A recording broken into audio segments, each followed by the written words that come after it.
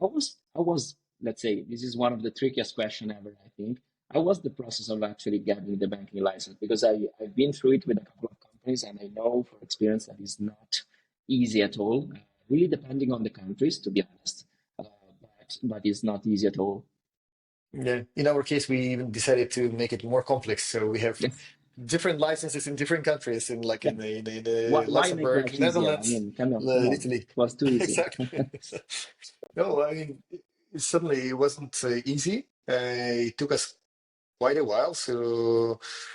Um, so in some ways, we got our license from scratch. So there was a greenfield approach. In some Mm. cases, we bought a company and a team and infrastructure they built and integrated in-house.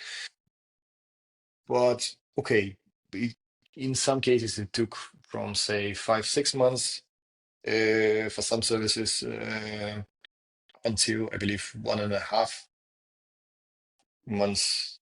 Oh, sorry, 1.5 years. So it's like 18 months Mm. generally. So yeah, from what I remember. So like back in the days, it certainly was very painful to look like, okay, there are plenty of questions. You have to wait, you have to respond to all the questions, get all people and systems up and running, and provide comfort for regulators.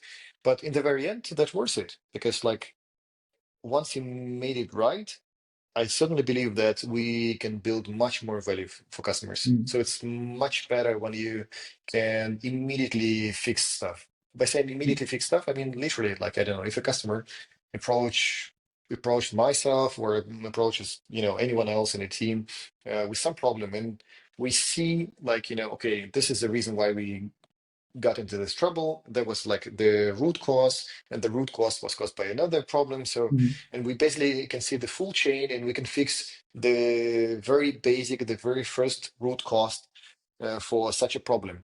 Not only for this customer, but also for Mhm. anyone else who's facing this one. And that's great because like that's like the constant improvement of the product.